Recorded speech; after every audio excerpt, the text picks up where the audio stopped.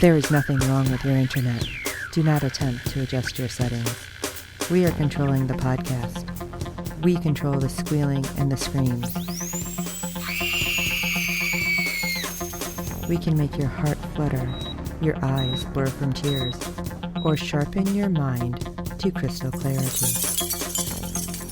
For the next hour, sit back. We are in control of what you hear. We repeat, there is nothing wrong with your settings. You are about to experience the awe and mystery known as the female mind. You are now entering the Fangirl Zone.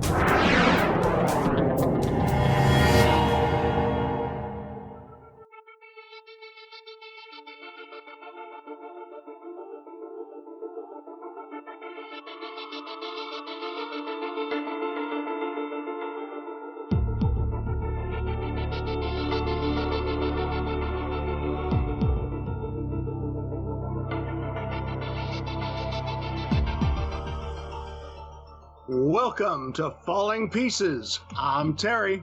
A podcast dedicated to the NBC series Debris. I'm Sean Fangirl S.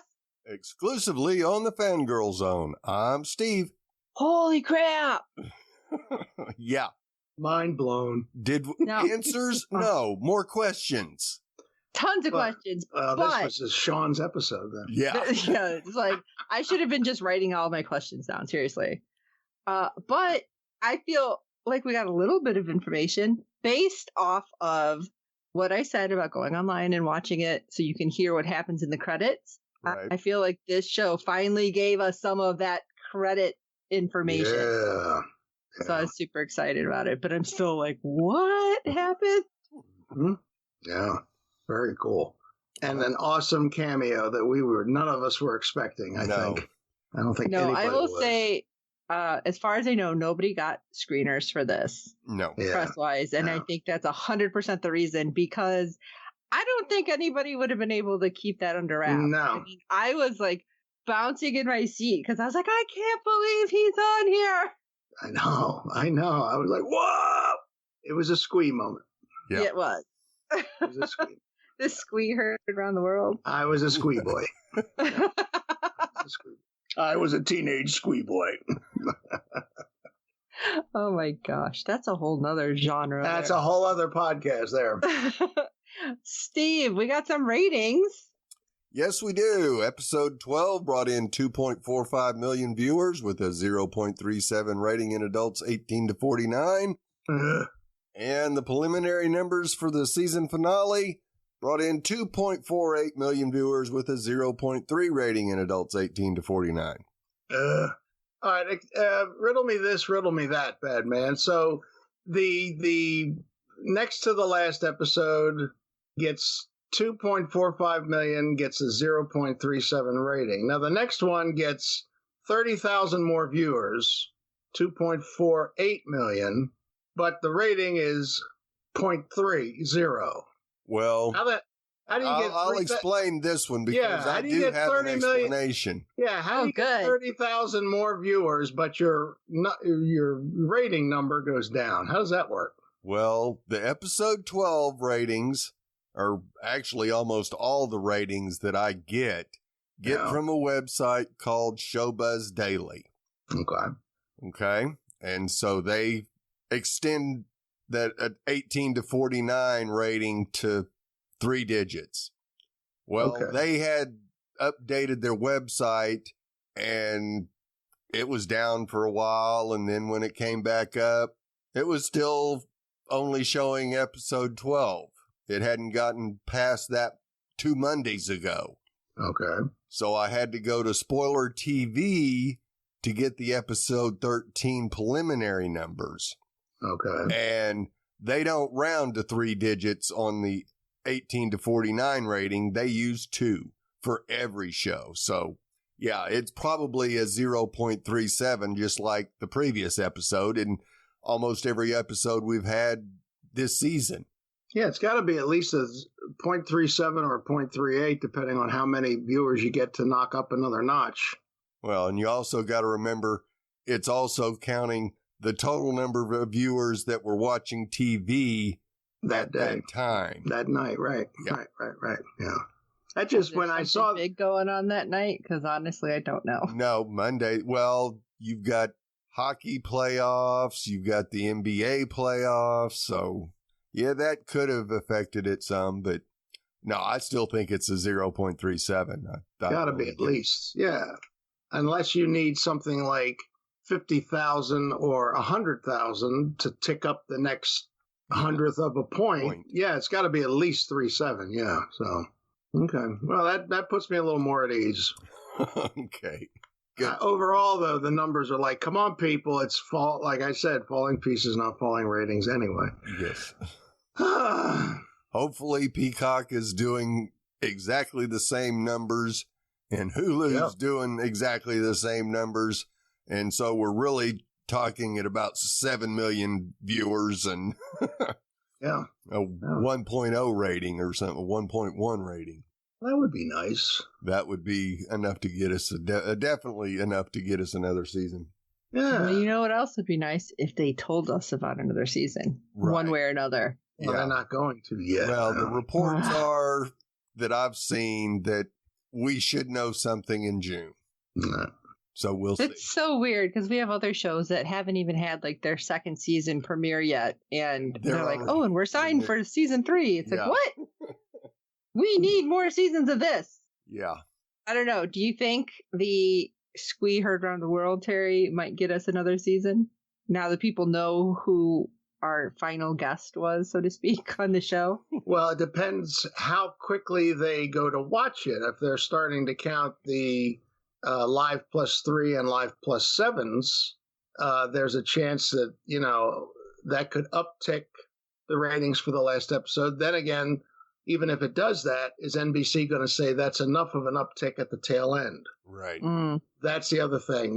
Then they'd probably go to JH and say, are you planning on having this person, because he's so popular regularly? Because if you are, that might keep the former Fringe fans, well, they're still Fringe fans, but the former, show when it was on fans, that might keep them coming. It might bring others. So it depends on how soon, once the word gets out, that people will watch it. So, if they can do it within the week, and if they're slowly getting around counting the +3s and +7s. If you release it, they will watch. Yes. Well, yeah. I mean, it's out there. Steve, I think before we started recording, wasn't it Hulu you said? Or Yeah. It's on Hulu now. Hulu and Peacock. So go out and see it. So we'll see if that helps. But then again, like I said, NBC might sit there and go, that was a really cool uptick.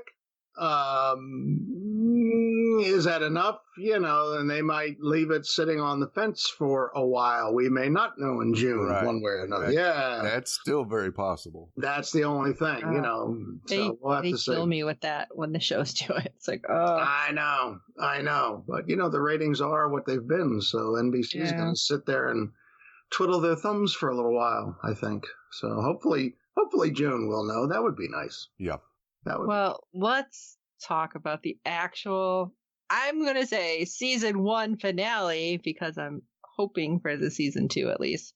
This was entitled Celestial Body. Mm-hmm. Our first group of pieces include a woman waking up from a nap, and we see her husband and child, which, first of all, that was the creepiest looking baby. That was a fake baby. That was. I know, but it's like, why did the head look like it was on its chest and not like whereas above his shoulders? I'm like, whoa, get a better baby doll. But anyway. That was a horrible baby doll. God. They were laying in bed taking a nap, and she leaves. I think the person that did Brian's beard in Afghanistan found this baby in the warehouse. Threw it on the set. Notice it's a little squished. It's fine. Yeah. Well, honestly, when I seen her get up and leave, I'm like, wait, was something with the baby? Was it supposed to be like she actually crushed the baby?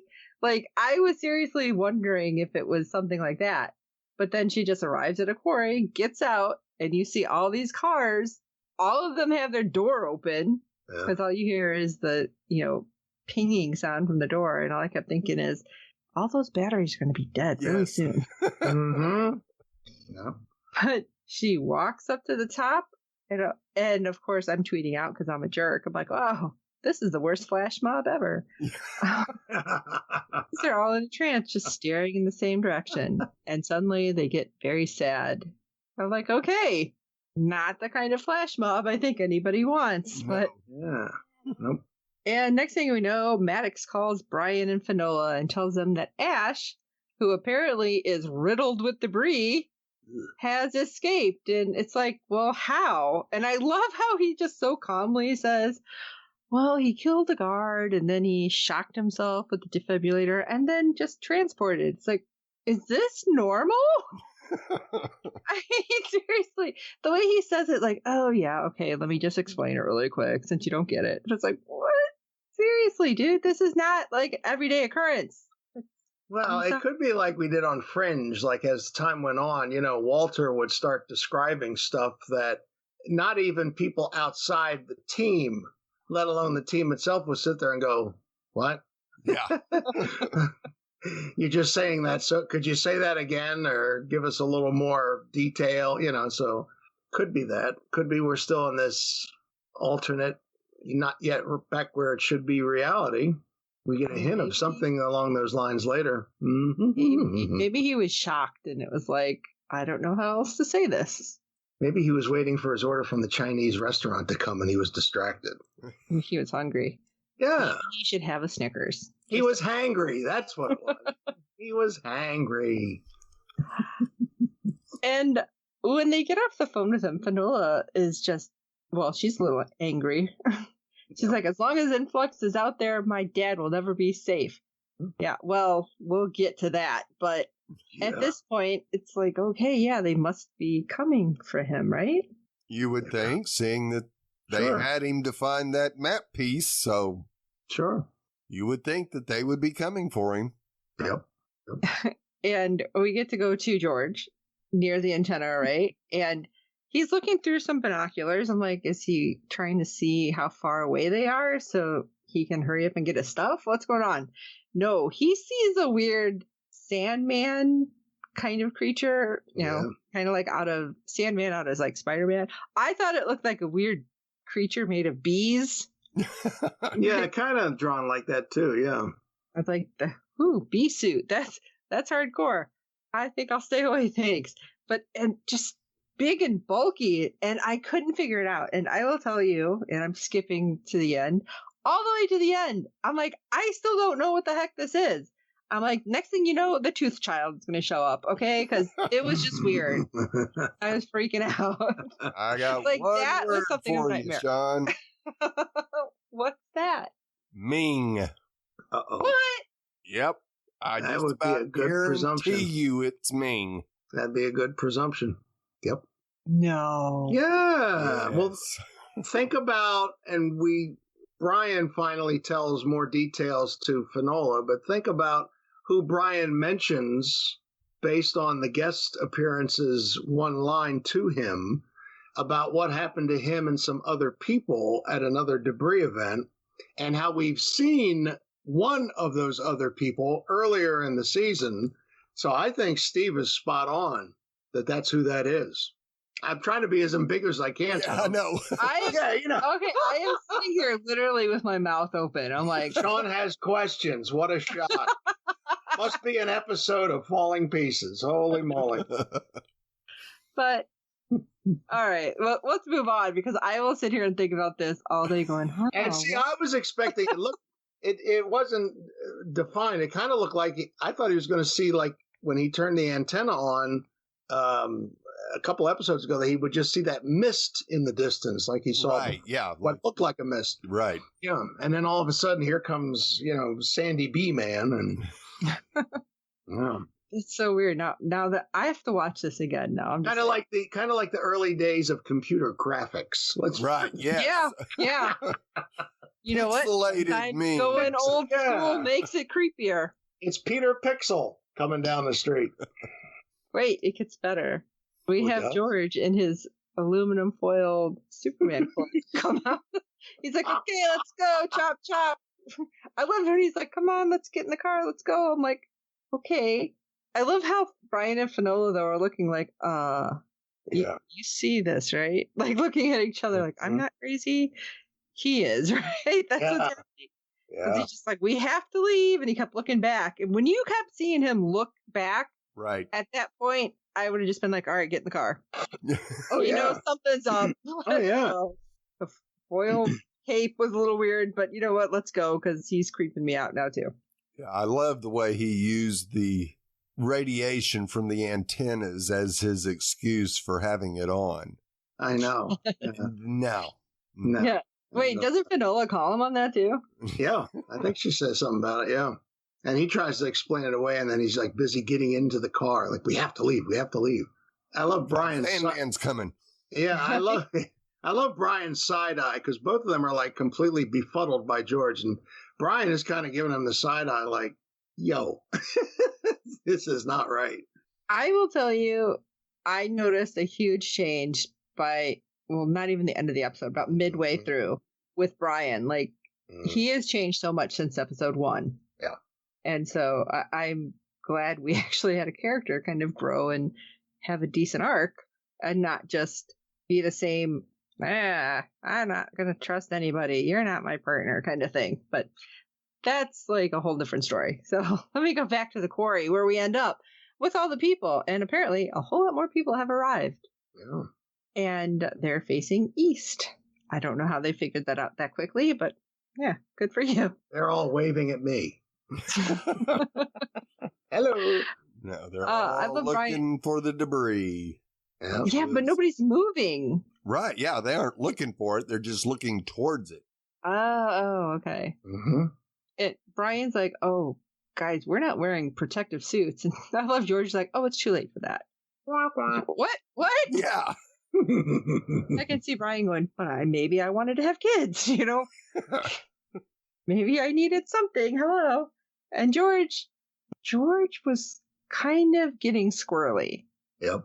I say kind of because more so suspicious. Yes. Well, the fact that when Brian mentions the suits, George starts by saying they weren't designed for this type of debris. Right. Like he already knows what it is. Yeah, it's like, well, isn't debris? And every time you're going real close, you put on a suit. Yep. Right. So but that's he keeps dodging Brian's questions. Yeah. Which that just felt odd too. It's like you'll answer Finola, but you won't answer Brian. It's like, what? You're suddenly going to ignore him? We kind of find a reason why he might have done that. Oh yeah. I think it was just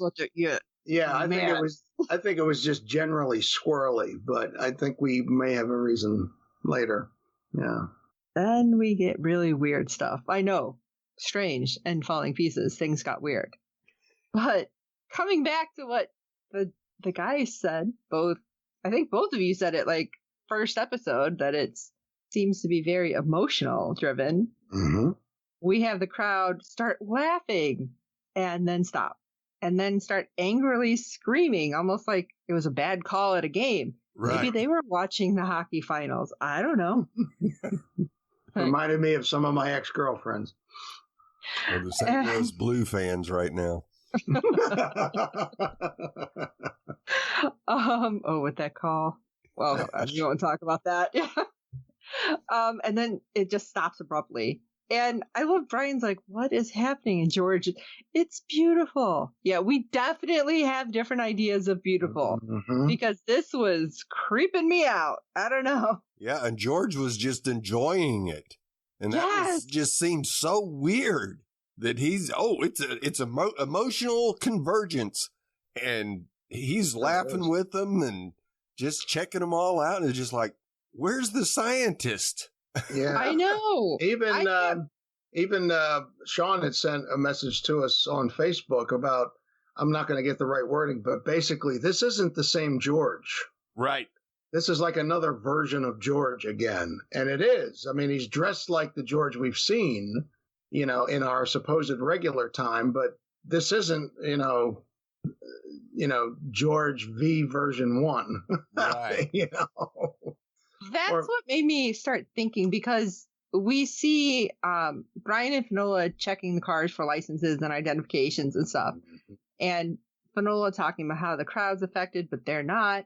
And then next thing you know, Brian notes George's conditions and He's like, he doesn't remember everything, but we're following him basically without questioning. And this is where I'm like, okay, Brian is figuring something out. Right.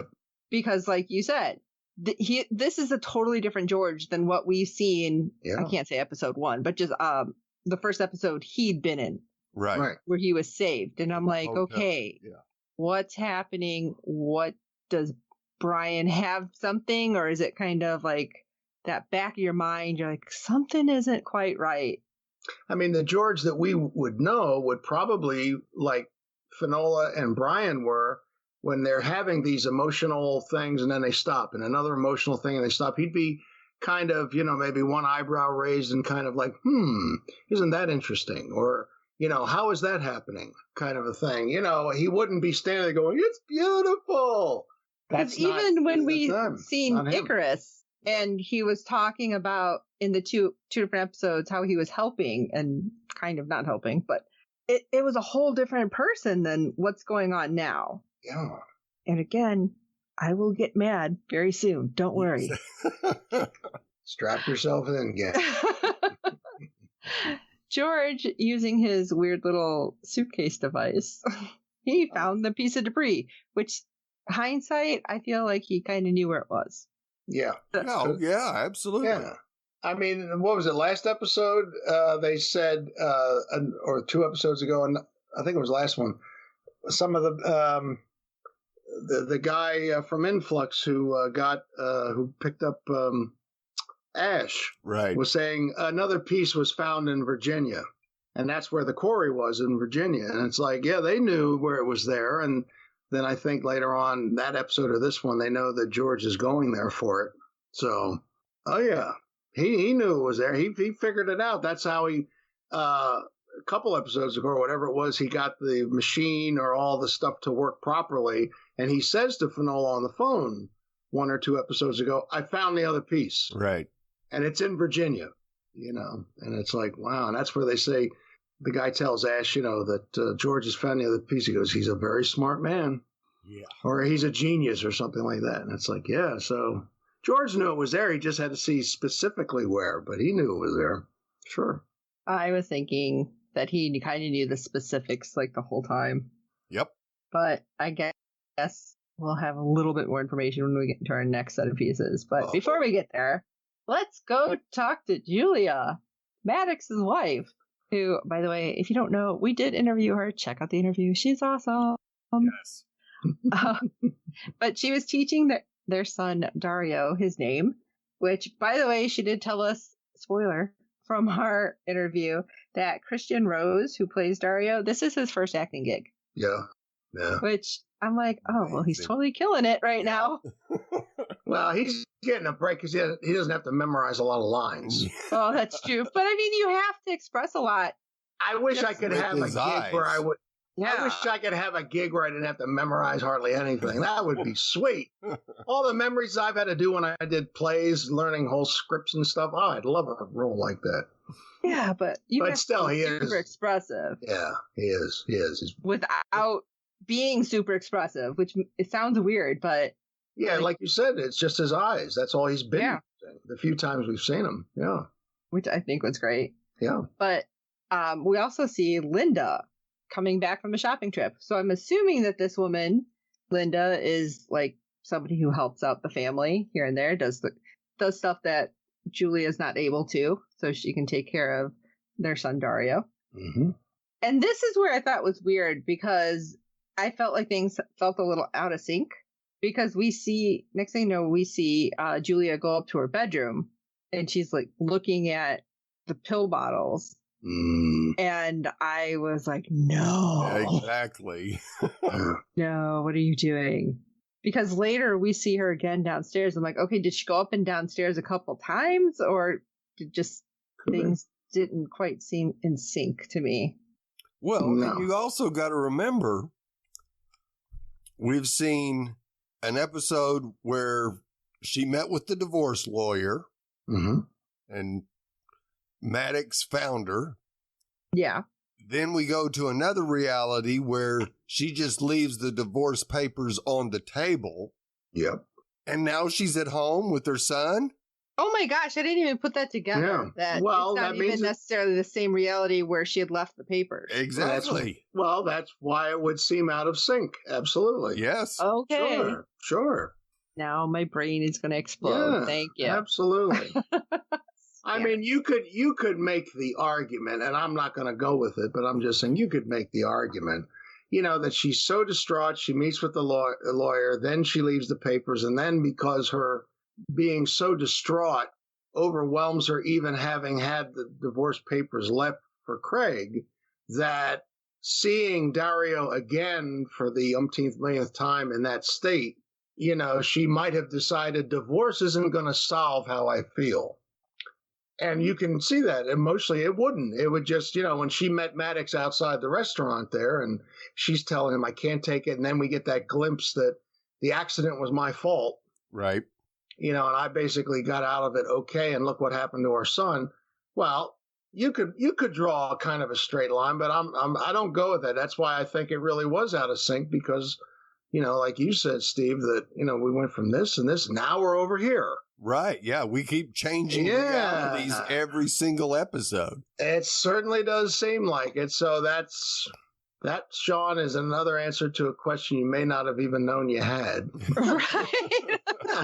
That's really interesting, though, because I seriously never even contemplated that we were bouncing between the realities, seeing it. Although I was worried because when we did talk to Jennifer, she's like, oh, the finale is great. You're going to love it. And I was like, is she going to be in it? Because I kept thinking, are we going to get some weird reality where she's not her? Right. That would be trippy. Yeah, I know. Can you imagine how messed up that would really have me? Oh, man. Talk about we all go a little mad sometimes. I'd be like, what is happening? Speaking of Maddox. I do not like him. I don't care what happened ultimately, and I don't even know which reality he is now. But I was mad because he was meeting up with that female Russian operative, Irina, again. And she's scanning a piece of debris, which he obviously stole. Yep. And I was like, you need to be punched. That's probably the one he took a couple episodes back from the shelf. That the guy said we didn't have any kind of requisition for him. And he said, you know how these things go. That's probably the piece. More than likely. Mm-hmm. And then plus, that guy, I think, is dead, isn't he? Like, I can't keep up with who's alive and who's dead. And those poor techs. That's all I'm saying. I know. We get to go back for a moment and see Finola observing the debris, maybe trying to find people in a certain sensitive emotional state, which I thought was interesting because they'd figured out that all of these people somehow were connected only by the fact that they'd all had newborns recently. Right. Yeah. And apparently that makes you in a super heightened state, which I will tell you, I don't know. I have kids. Steve will tell you. It's like, I can see them all being exhausted. Yeah. Because babies are rough. Your emotions, I'm sure, go through the ringer, too. Oh, yeah. Yeah. Absolutely, they do. And I thought back when she made that observation, I thought back to Brian's line, I think at the Afghanistan episode where he said, or maybe a different one where he says to her, maybe the debris is experiencing us like we're experiencing it. Right. That line has stayed with me. So that kind of, her observation kind of, plugged right in or was a parallel to that, emotional states. I kind of thought the studying it might have been right. I think it might have been affecting people to see what the response is. It could have been maybe the debris seeing if they can do that to humans. Maybe they can do it to other life forms. They wanted to see that. Or they wanted to see what the human response would be. Yep. What does anger look like? What does sadness and crying? What does laughing and giggling look like? And it could be learning. That reminds me of an episode of Star Trek The Next Generation. Yeah. Seriously, like they had a race of aliens who wanted to learn about certain emotions because their race didn't have it. So that would be really interesting. And I wonder if I'll find anything out about that. Wasn't that the one that they had a good conversation with Data or something or other in that episode, I think, about emotions? Because Data had a couple of conversations with Picard about emotions over the series. So, yeah. Yeah. Now, once this hits Fanola, why aren't they asking George, where's the map maker piece? This is what irked me. Yeah. Because George just kind of disappears and they're like not even worried about this. I'm like, you literally said on the drive over, Influx is after him and he won't be safe. And you're like, oh, go ahead, walk away. Well, even Brian makes the observation, this is not map making. Right. Right. This, and I'm like looking at the people and I'm like, unless you have a drone flying over them and they're standing in a pattern that shows a map, you can't see that. Yeah, of course this is not map making. And that's, Brian's figuring out this isn't just George being a little off. This is a ruse of some kind. And Fanola is still in the I'm not really sure what we're doing phase, but Brian has already kind of stepped at least 1 foot into there's some bull going on here. Even Nix, the pod dog, is kind of suspicious of George. Yeah, she was definitely suspicious. Yeah. So. But maybe it was more of the next part. Because what do we see? This was a huge drum roll. Holy crap, that happened. Because we see the outside of a gas station and Ash say to his cohort, what is taking him so long? And then out exits Otto, the Influx big baddie. And who is it? None other than Walter Bishop himself, John Noble. I think everybody freaked out. Oh, man. Yeah, Twitter exploded. Oh, my God. I think it's a third version of Walter Bishop. Right. It has to be. Yeah, this is like the purple universe. We had the red and the blue and fringe. This is the purple. Yeah, I got a pretty strong Walternate vibe from this one. Oh, big time. I was just like, oh my God, what's happening? I couldn't believe he was on. I was super excited. And Ash is like, oh, there's blood on his face. What did you do? And he goes inside, and this really had me messed up. I'm like, what the? There was choice words. Yes. Yeah. Because we see about 4 or 5 people. Yep. Like super folded up and compacted. I'm like, what? Pretzelized. Yeah. What is that? And I'm like, oh, he's just a really serious yogi, and he wanted them all to stretch out. The only yogi I know wants picnic baskets. I don't know what. Yeah, I'll tell you, I would pass on that yoga because I was like, what happened? Oh. And were those not super creepy looking? Oh, absolutely. Especially when they showed the face. I'm like, what the hell? Yeah. And how did he do that? I don't think we want to know. I definitely don't want to know. But I got worried every time he put his hand out later in the episode. Exactly. I loved how Ash, when he saw that, and Otto kind of just passes it off, but Ash is like, he gets out of the car, he thinks, I'm going to go look for myself. And he's just kind of standing there with this like, oh crap look on his face. Yeah. It's like, how do we hide this? And all he can do is like straighten out his jacket, and he's just kind of standing there totally befuddled, like, oh my God, I'm sure he, it could have been he knew that Otto could do that, or he might have never seen that before, but it was definitely an oh crap moment for him. I was like, yeah, I think he felt very suspicious of Otto when he saw that drop of blood on his face and had to go in to see, because I kind of get the feeling that Otto's goals don't quite match up with George's, Ash's, and the other guys. That's I will tell you too, John Noble, his accent totally threw me off. Well, I wasn't sure about his accent because at first it sounded like he was trying to do a faux, like a Russian or a German accent, because he spoke so staccato and very briefly. Then later on, as the episode progressed and he had longer lines to say, his Australian accent came out. Yeah. I had no idea he was from Australia. Oh, yeah. Yeah. Oh, yeah. I thought he was from England. No. But, that totally threw me. Because I was sitting there listening to his lines, and like I said, he had very short lines at first, a whole bunch of them. And he didn't say them very loudly either. No, so it was hard really to hear tell what he was saying. Yeah, and I'm thinking, are you trying to do an accent? I'm like, John, you're a better actor than that. You're not going to be an actor who can try. You can nail the accent, and then when he got more lines, then it was more of his natural Australian accent. But yeah. And he's got definitely alternate vibe, just with a fiercer haircut. Yes. He's got like a military cut practically. Yeah. But I think that was the squee heard all around the world when he stepped out of that gas station. It took me like a few seconds. I was like, wait, what? Yeah. Oh my, yeah. Because you would, but I'm like, we've seen Thomas Jerome Newton. Yes.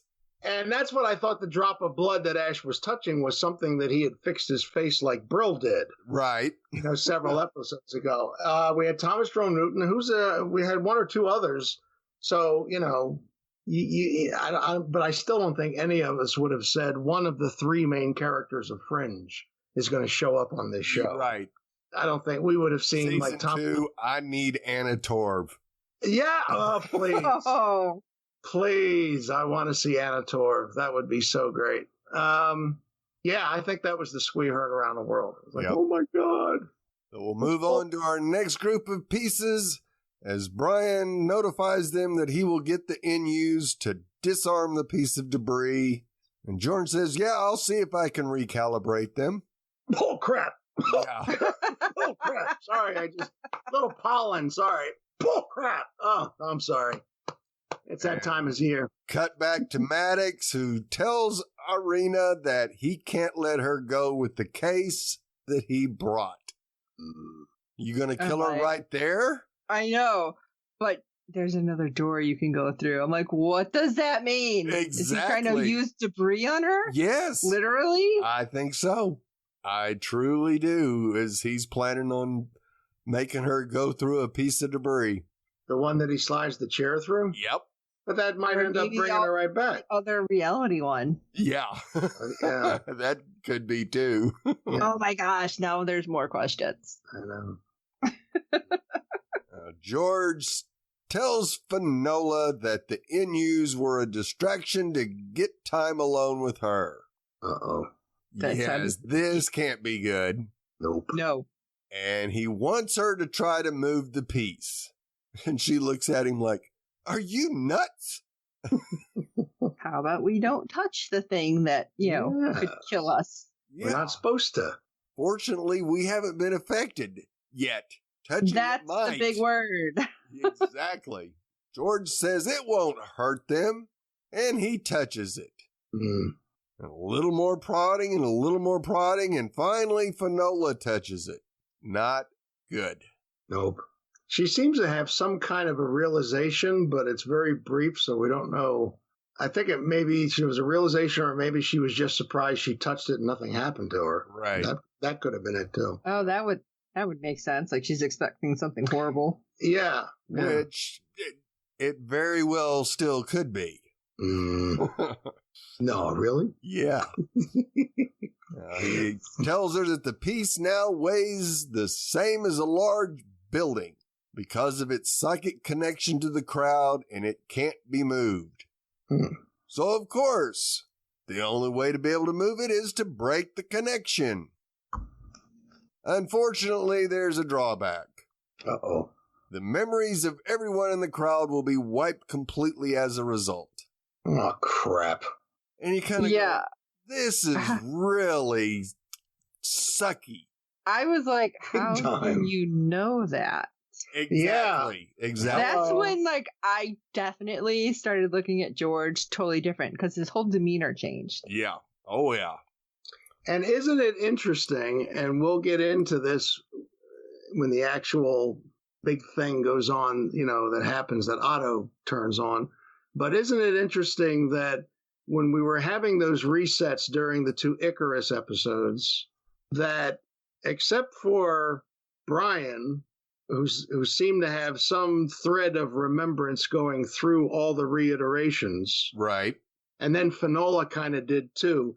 that everybody else's memories were wiped. And now here's, along with how does he know that, the bad side effect is all the people here, all the people, the crowd, their members are going to be wiped too. Isn't that interesting? Yes. Yeah. This was the piece. It wasn't location of all the pieces that Influx wanted. It was this. Yeah. Oh, yeah, we can start going around and wiping people's minds. Oh, that'd be a good way to get rid of every government in the world. Men in Black much? Yes, exactly. Yeah, just look at the little light right on the end of this stick, please. Yeah. Thank you. George thinks the link must be broken to move the piece, but of course the memories will be wiped. Damn. Still not sure how he knew that. Yeah. And she can't do anything about it. And you kind of go, well, damn. You don't have much faith in what your daughter can accomplish now, do you? I don't even think his attitude. I didn't think about what she could accomplish. I thought he was being a real smart aleck. It's like, you can't stop it. You know, like, nanner boo boo. I was like, yo, dude. It's like you can disagree with your daughter, but what's this snappy turtle crap you're pulling now all of a sudden? Right. And that's what I kind of thought it was. It was like now he's kind of like verbally slapping her into place. Yeah. That's a good way to put it, Terry. You can't do anything about it. I was like, damn. Well, and when she actually questions him about it, all he can come back with is there's no time. Well, what do you mean? We've been here 2 hours. What do you mean there's no time? Yeah, well, certainly he's not a Time Lord, so we can't say that's so that's not the reason how he knew that about the piece of debris. So, yeah. And then he gets all, yeah. By the way, Influx is on their way. What? Yeah. What do you mean they're on their way? How? What do you know? Yeah. Oh, I called them. What? Oh my God, I was so pissed. Oh yeah, me too. But talk about a mic drop. Yeah. That's one way to stop a conversation. Absolutely. Today, boys and girls, Sesame Street was brought to you by the letters S, O, and B. So George begins speaking like Influx. Of course. Yeah. I'm like total villain monologue coming. Oh, yeah. Putting the pieces in the hands of those who will use them for good, not governments around the world. He believes that this piece will cause humanity to ascend to a higher plane of consciousness and thought. Yeah, that had a Twilight Zone feel. Yeah. Or Outer Limits or something. And see, when the first part of it, which was just like Influx. Right. You could see before he killed himself, George thinking that, and that's why he left and why the pressure got too much and he felt he had to kill himself because he wanted to be more scientifically curious about the debris and to study it and to learn from it. So you could see a part of the original George thinking up to that point, which is, parallel to what Influx members have said. But then when he goes into this ascend to a higher plane, I was like, okay, here we go. Timothy Leary is on the line. Well, and I still think that was still part of the scientist in him. It could be. Absolutely could be. But I definitely, and because of what Maddox did to him, because he was in charge and all of a sudden he was out. Yep. But so, that whole thing when he was explaining that he killed himself so he can be reborn, it's like, what? Yeah, now that I'm not sure I'm buying. Now, that was way out there. Yeah, that was the thing that kind of made me go, now wait a minute. Is this really George or is this a clone that's had a memory dump and some more modifications to where it's George-ish?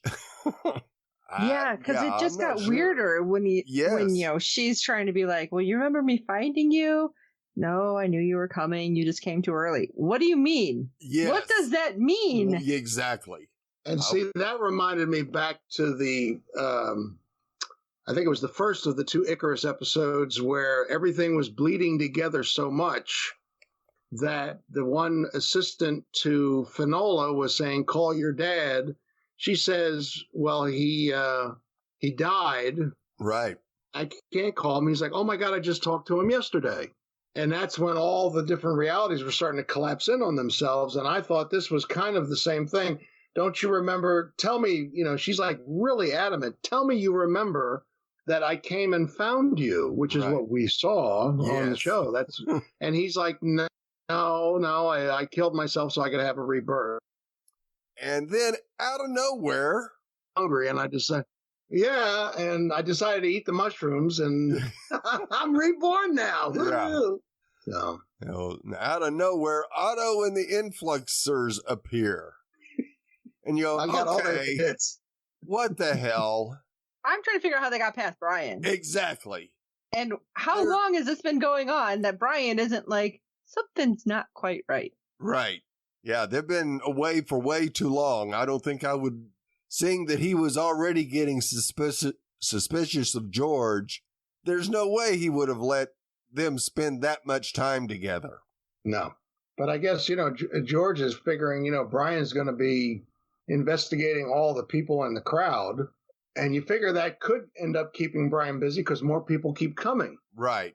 So he's then got more people to go kind of like wave his hand in front of and then go to their car and look for ID. Names. Yeah. So he's going to be busy for a while. But still, again, if there's only one way in, I agree. How did they get past Brian without him noticing? Maybe they blipped in and out like they did at the beginning of the series. But I didn't even think about that. Car too. So yeah, well, all those boxes that they had with them too. It's like, seriously, where did you come from with all of that equipment? Yes, well, they probably swallowed the little case. Car that they were in. I know. At the gas station, at least. Crammed in. I think that was a much bigger car when they got there. Oh, look at you with time and spatial displacement. Good boy. Nice. It's bigger on the outside. Exactly. Now, of course, they capture Finola. And as one of the guys is trying to get Finola's phone, Brian calls. And, of course, Finola tries to yell, but they muffle her before Brian can hear her. Jerks. And how did he not hear it? Yeah. Yeah, true. Well, and why didn't Brian question, hey, I called Finola's phone. George, why are you answering Finola's phone? Mm-hmm. Yeah. But George tells him, oh, we're going to try something else. Oh, are we? Yeah. Oh, are we? I ain't going to tell you what, but we're going to try something else. Ho, ho, ho. Yeah, just monitor everybody. It's like, what? Come on, Brian. You're smarter than this. I mean, why wouldn't Brian, Finola questioned why the call was coming from Garcia's phone. Or no, she was calling Garcia and George picks up. Right. So she's questioning George, how did that happen? So now we're seeing Brian, it's Finola's phone. He's calling, but George picks up her phone. And, wouldn't one of the questions would be, hey, George, be a little surprised and, fill him in and say, can I speak to Finola? Is everything okay? And he didn't go there. He just, he's checking in and George is like, well, the NUs didn't work. We're going to try something else, which is not an unusual excuse. And Brian's like, okay. And again, like I said, he's got more people, I'm sure, coming to that quarry site, and that's going to keep him busy. And George knows that. Of course. Yeah. And then we see George and Otto take a little stroll down to the people. Why didn't Brian see them? I don't know. Yeah, good question. And George lets Otto know that the telesphere, we have a name, ball of light. Whee! I wonder if that's for teleport or something else. Was born yesterday in a pocket universe inside Orbital and whoa! May have triggered the debris. Whoa! I'm squeeing! Yes. Ah! Pocket universe inside Well, of course, they were trying to weaponize it. Doesn't surprise me a bit if they didn't create a pocket universe.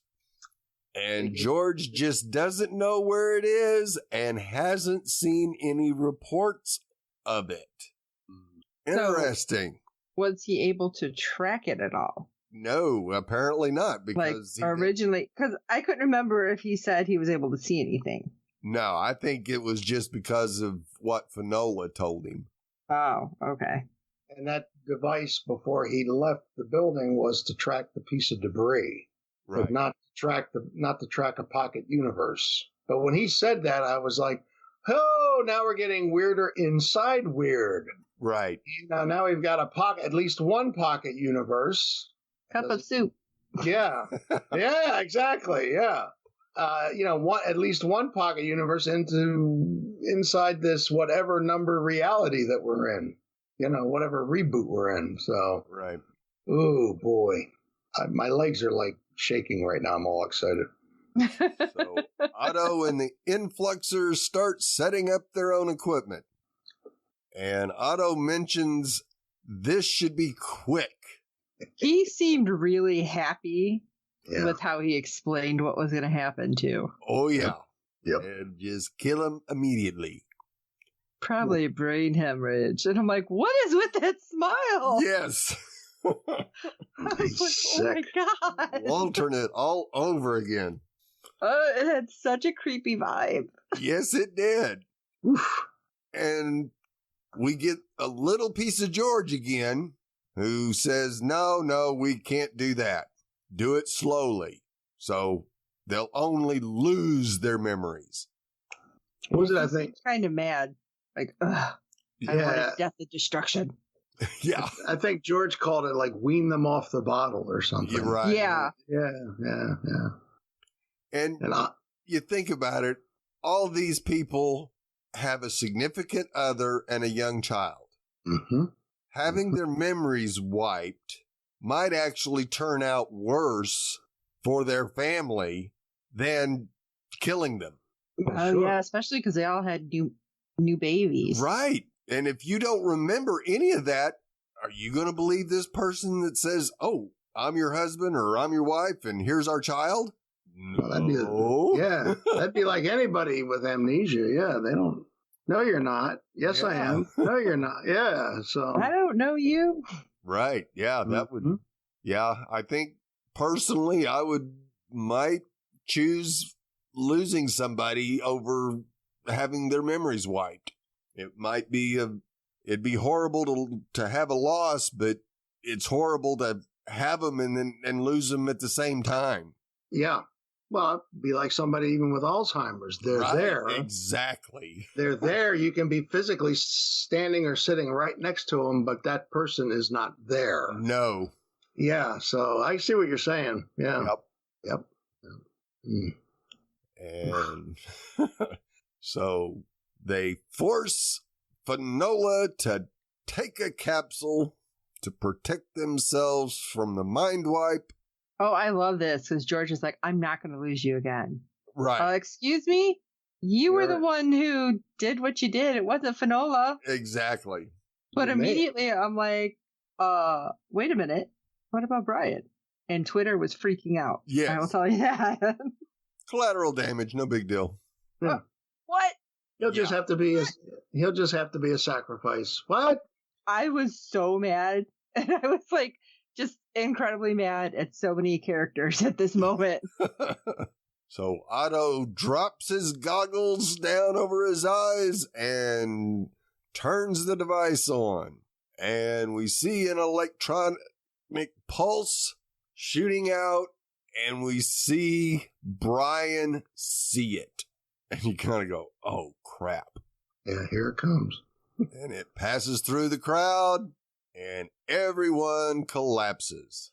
That kind of it wasn't quite the same special effect, kind of reminded me of when the debris in the water in the Icarus episodes got activated.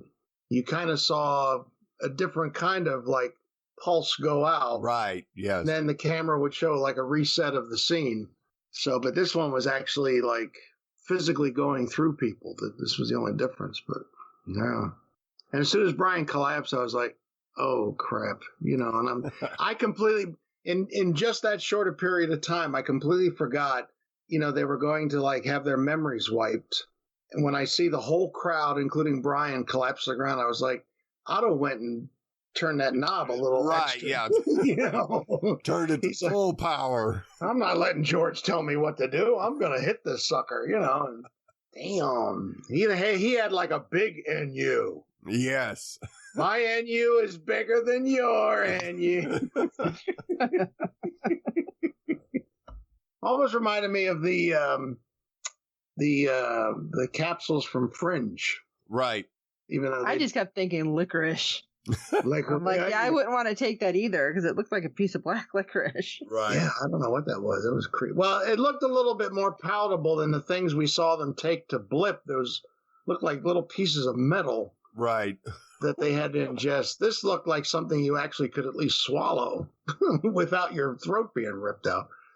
I don't know. I'd be screwed because I cannot take a pill at all without something to drink. So yeah, I'm like, guess I'm getting wiped. Nice knowing y'all. Chewable, or you got it in liquid. That's all I'm saying. Well, just think of the positive. Then you can like binge on any show you want and see it from fresh. Right. Got to look at everything positive. Yeah, there you go.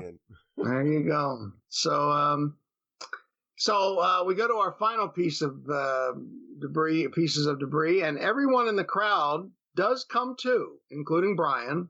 What kind of shape are they in, though? Now, remember, they're supposed to wipe their memories.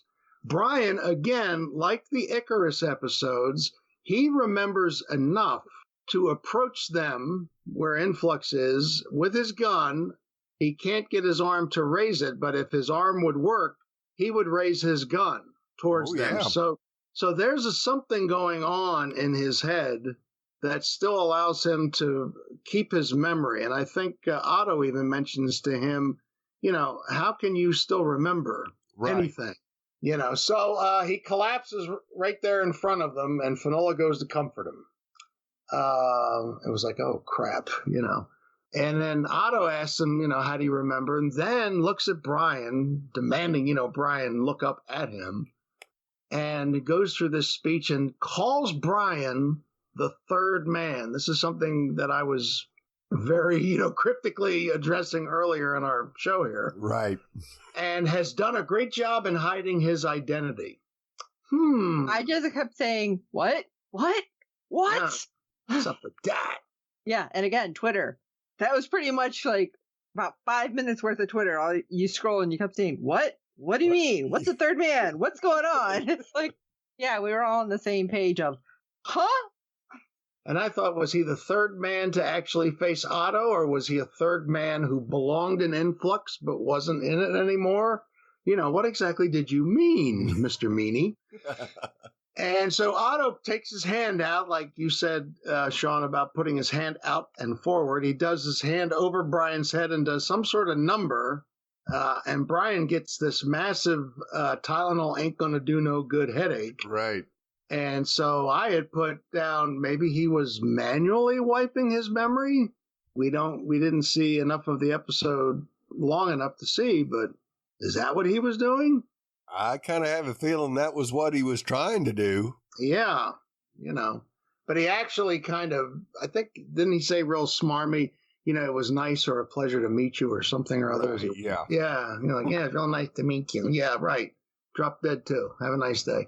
So Finola refuses to go with George and Influx, and he had said didn't want to lose her. And I'm thinking, well, you may have lost her already, pal.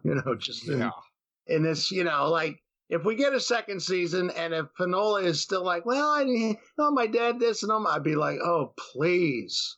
He's not on the same team anymore. The Quarry should have shown you. Yeah. So he keeps demanding you belong with me. And earlier he had said about having to push you in the pool and maybe doing things the hard way is the best way for you, being real smart. And Finola... I'm so angry with him again. Me too. I know, that got me boiling again. And Finola ain't buying the bull, and she looks at him and says her father died 6 months ago and he's not her father. Boom! I was like, good. But then I'm thinking, wait, what if she's right? Yeah. Dun, dun, dun. So that's kind of what I was saying earlier. Yeah. So George leaves, none too happy, and then he stops and turns and says, "This technology will be free." Okay, that's nice. Not until Otto figures out a way to stop him. So is Facebook, and look at the crap that is. So anyway, Brian now, we find out, Brian tells Finola, and it's funny that he's telling her this, I thought, after Otto tries to do the number on his head. Right. So at least trying to wipe his memories, I think, would be correct, because Brian is saying that he was injured at a debris event with two other men. We've seen one of them, of course, Garcia, and the one that was mentioned in the credits that most of us don't see because they're going to the local news, Ming. So it was him, Garcia, and Ming. And they all got injured at a debris event, and he's been taking shots ever since to stave off any possible side effects. And she was like, what side effects? He says, I don't know, maybe none. Right. That really had me scratching my head. So we had talked about it at some point in the season. It's like, okay, is Maddox just giving him something to keep him compliant? But now it's like, wait, what did Maddox know? Right. Well, this seems the most real with him explaining the shot, and being that Otto said the third man, so there's three of them. We've seen Garcia. I think Steve's guessed that, the Sandy Buzzy guy, Peter Pixel, is Ming, and that's what happened to him. That was his effect. So it would seem that nothing seems to happen to Brian except he's got a scar on his chin, big whoop. So maybe, in fact, that is correct. But again, are we? I don't think we are in the back to version 1 reset. No, I don't think so either. And of course, we've seen them put Brian through an MRI machine. Yep. But we don't ever see the results. The scans, yeah. Right. So I think there is a piece embedded in him somewhere. Well, yeah, because they did say something about the scar on the chest. So right. maybe not as much as Ash. Right. Hopefully not, but maybe. God, Ash has got it all over his torso. Holy crap. That was by choice. But it seems like I said, this seems to be correct because Brian seems to have no ill effects. And so Garcia has the Michael Jackson Thriller eyes. And then if in fact this is Ming, who's walking on the side of the street all pixelated, then that's what happened to him.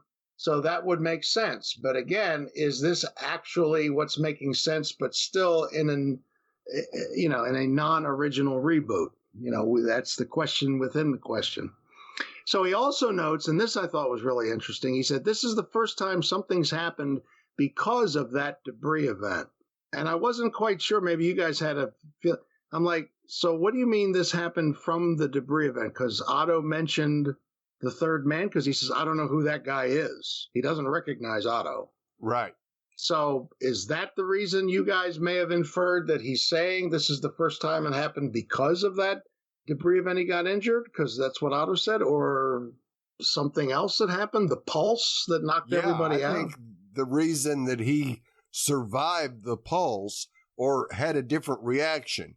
Because, when the other people woke up, they just stood up like normal. Yeah. But they didn't have any memories. Where Brian still had his memories, but physically he was having problems walking. Yeah, almost like he had a stroke or something, like his whole right side wasn't working. Yeah. Yeah. So I was thinking it was more because Influx didn't know about the whole Asala thing. That Brian has had something happen, like specifically reach out to him from the debris. So that's why Otto's thinking this is the first time it's happened. That's it. Because he doesn't know everything, which in fact, then for Brian, this would have been more like the third time. Yeah. See, and that's interesting. I like both of those ideas. I think both of them could work. But see, then I would say, well, then why didn't Brian come to that realization after the 2 Icarus episodes? Because his memories, as each reboot happens, seem to kind of still stick around from the previous reboots. Because we don't know which version of Brian this is. But that's the thing. Yeah, and that's the thing. So, yeah, I like both of those. Yeah, because I was kind of sitting there going, first thing that's happened because of that event. What? Yeah. I was a little confused on that. But I like the fact that we heard who Ming is, because we heard Ming's name, I think, twice in 2 different, post-credits voiceovers. Right. So anyway, Otto and the Influxers, I got all their records, by the way, as they're driving away in their too small of a car, they all see the Sandman, Busy Bee, Peter Pixelated figure walking on the side of the road. I love the looks. Yeah. Because it was Ash, both George. Ash and Otto didn't even flinch. It was... I thought Ash had a weird look. Yeah, I didn't think so. To me, he was about as stone cold faced as Otto was, but George and the other guy just about freaked.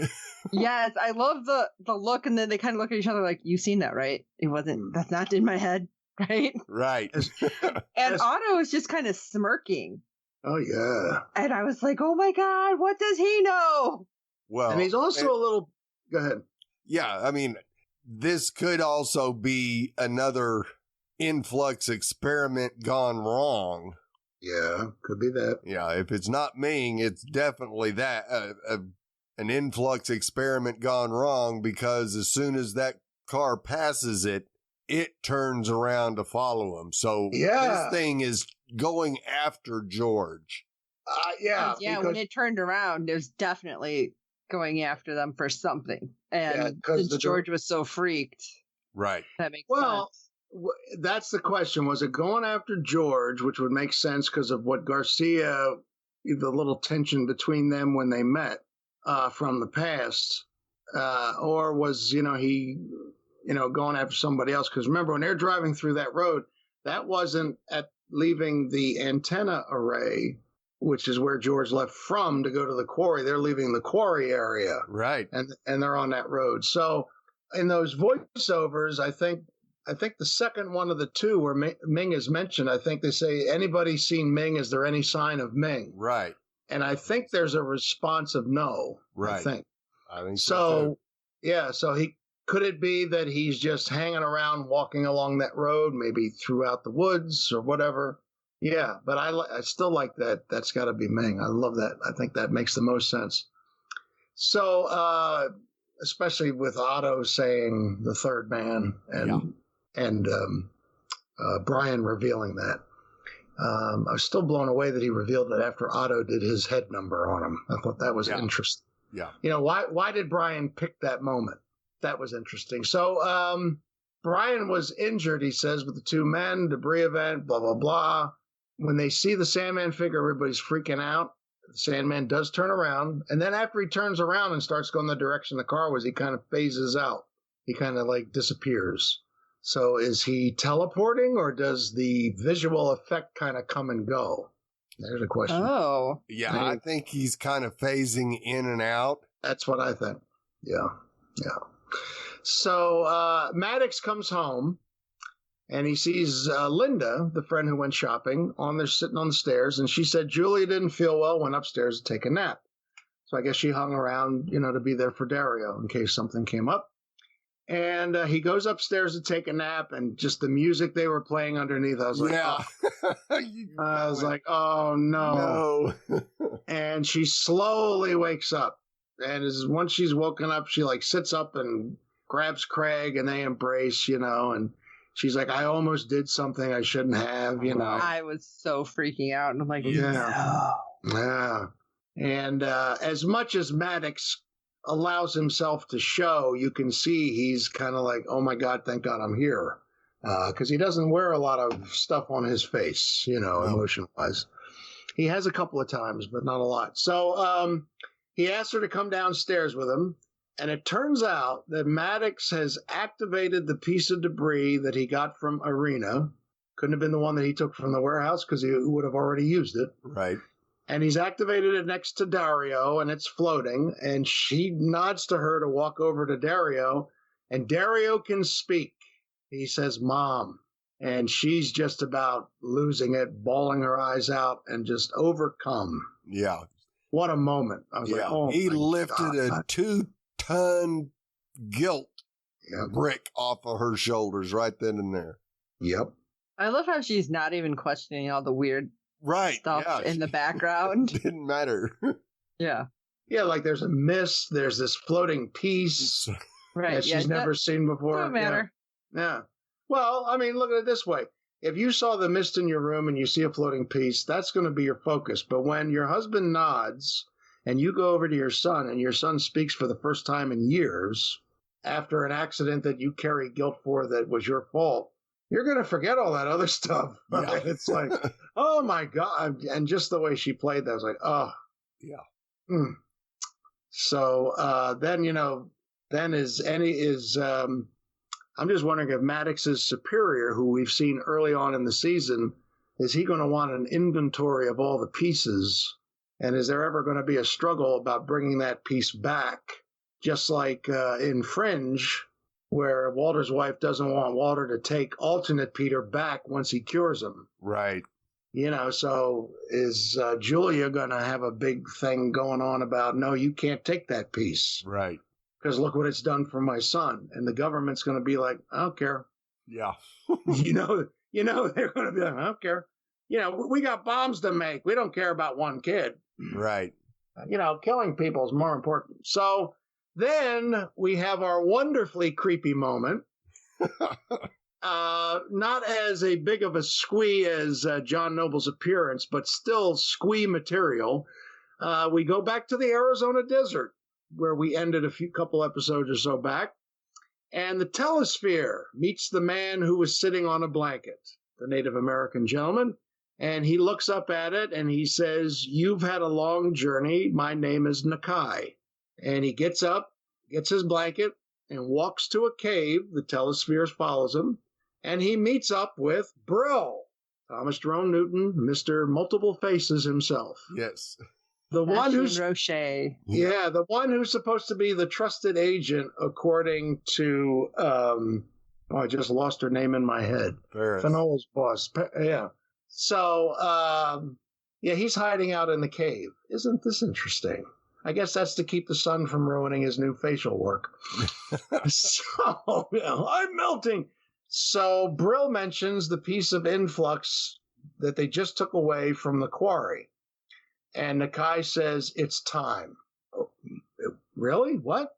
So Brill turns around and says, "Let's begin." Uh-oh, what are you doing now? Making like chicken pot pie? What's this deal? Much worse. And much worse. And the last image we see inside the cave, we see Fanola or a Fanola or Fanola A, B, or C, whatever, frozen in time inside a force field. Just like we saw the people in the warehouse earlier in the season when it was raining from debris. Yep. I couldn't figure out what's going on. I'm like, is she real? Is she not? What is this? I don't know. I actually went back and watched the episode with the people in the warehouse when it was raining from the debris. I was like, is there like a visual clue in here? Right. With Fanola, and I didn't see anything. There was nothing there that was like, oh, maybe that could have been meant to mean she was taken over here. No, I didn't see anything like that. Right. So, but that's the last image we see. Fanola in a similar field, like the people in the warehouse when it's all raining, just standing there, like, oh, I'm just floating. And that's where so weird. That was bizarre. Yeah. I mean, for the very short pieces that these two Arizona desert scenes have been, it's like, wow. Yeah. Exactly. Boom, right there. Yeah. And that's where we end. That's our cliffhanger, ladies and gentlemen. Please tell us there's another season, and please do it soon. Yeah. Especially if this was just supposed to be the origin story, the whole season. Well, then again, even if it is, which origin story did we get? Exactly. it's like, man, what? So You're killing me. Yeah. And the other thing that I'm thinking is this.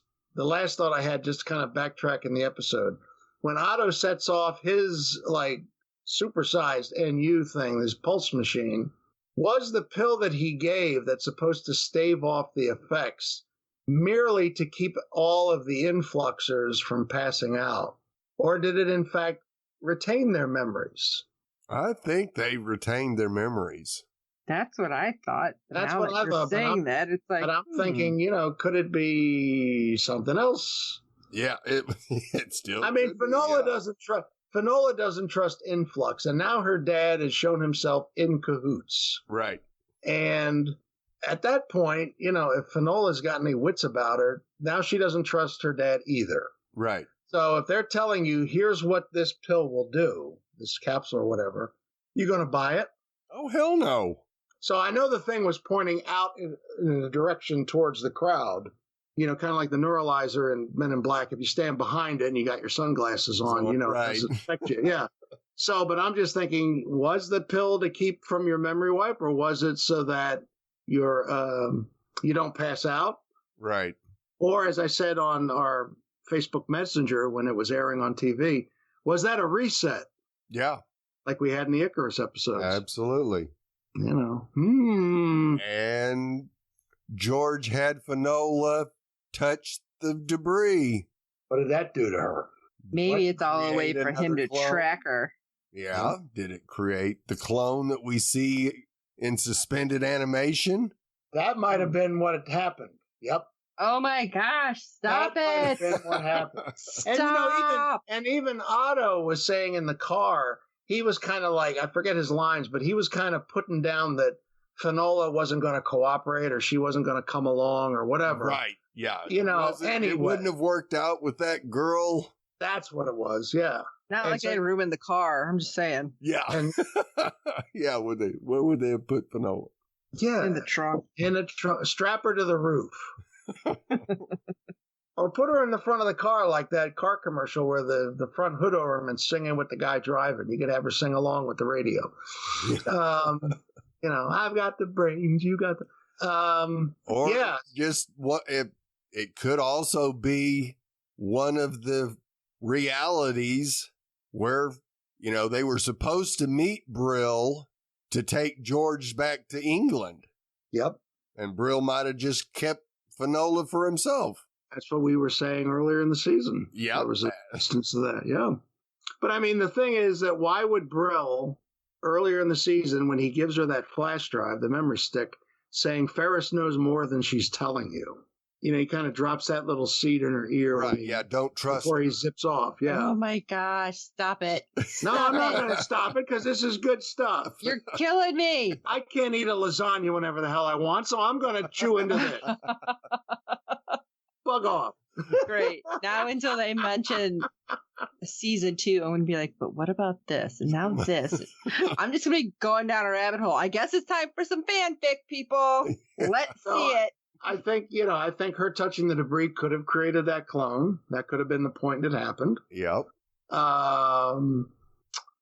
was something else that I had just had. Because the rest, Otto hadn't gotten there until just after she had touched it.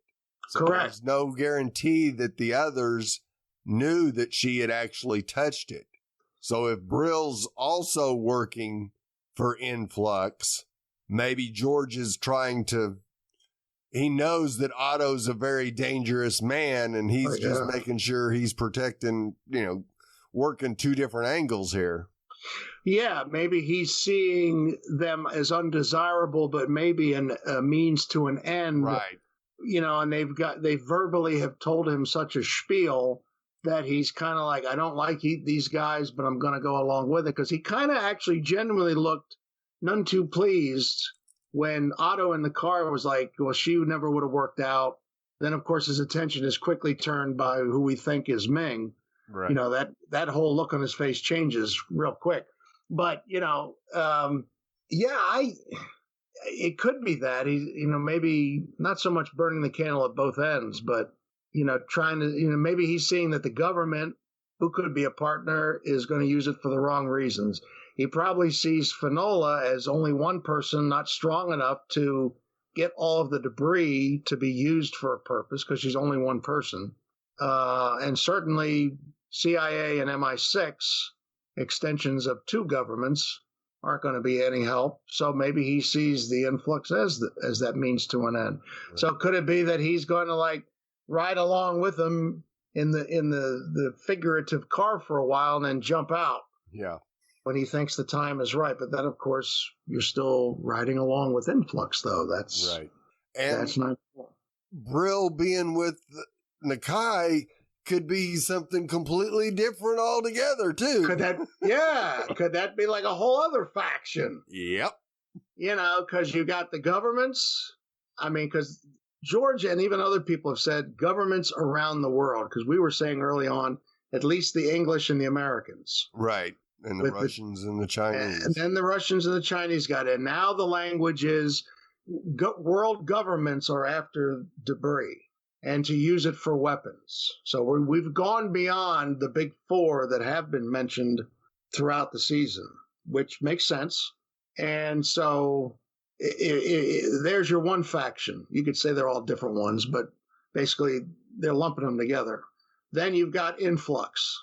Then you got George that's kind of standalone and now maybe standing with influx, and that's why he left and killed himself originally, because he saw what was happening. Right. Then could Brill and Nakai, and I'd like to know more about this Nakai dude. Right, because the sphere went to him. To him, yeah. Like he sat down and waited. Yeah, and went into some meditative state that basically called it to him. And what was the pieces that he was saying at the end of the episode? The different colors that I said, some of them are like a Native American medicine wheel. And there was one where he was saying they put the metal piece in the ground, or there was another piece that had to be put in the ground still or something or other. And so this telesphere now is going to be this other piece, I guess, that's part of what we were assuming is a Native American not legend per se, but story, right? That's it. Just the whole. Oh man, it's like this is super bizarre. I mean, it just had everything in it. Right. This was like the end of a season of Fringe when we get that brief look at the Red Universe, and you just kind of go. Or the Twin Towers at the end of season 1. Right. Yeah. Oh, I think the pod dog agrees because she's over here whining. You're making her head going to get to the point of exploding. She can't even keep up with it. Are you putting your hand over Nix's head? Are you doing experiments on her like Otto? You better put your hand down, young lady. What the heck is this stuff? Well, we do want to mention a big shout out to a person who gave us a 5-star iTunes rating, T.SR95.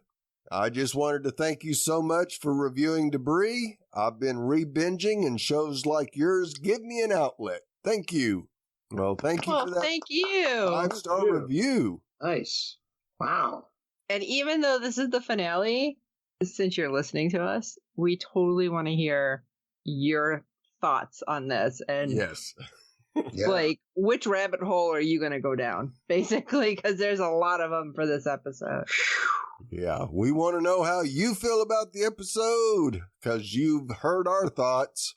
So shoot us an email at contactus@fangirlzone, because we'd love to hear from you. And while you're at it, please rate and review us on your podcast platform of choice, as good ratings and reviews help other fans of the show find us. Tell your friends about this show, and we do hope you're enjoying our podcast.